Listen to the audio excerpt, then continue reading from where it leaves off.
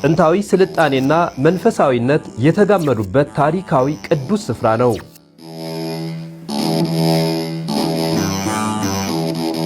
ለ3000 ዓመታት ሕያው መንፈሳዊና ታሪካዊ ምስጢራትን በጉያው ታቅፎ ለዛሬ አብቅቷል።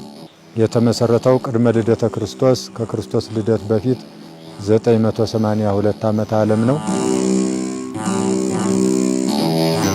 ገዳሙ ከአራቱ መናብርተ ጽዮን መካከል አንዱ ሲሆን የሳፍ ጽዮን ወይም ያሁኑ ጣና ቂርቆስ ቅባ መንግስት ይቀባል።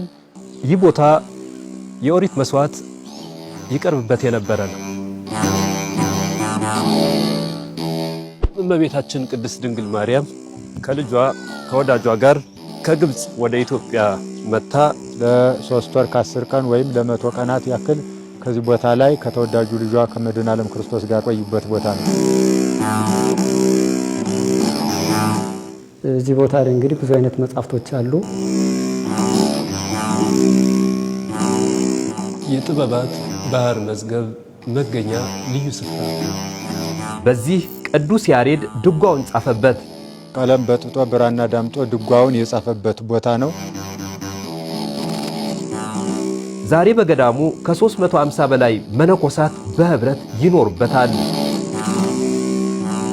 እንዲህ 3000 ዓመታትን ታሪክ አቅፎ የተሻገረው የርዕሰ አድባራት ወገዳማት ጣና ቅዱስ ቂርቆስ አንድነት ገዳም ዓለም አቀፍ አውደ ርዕይ በባህር ዳር ከተማ አዘጋጅቷል።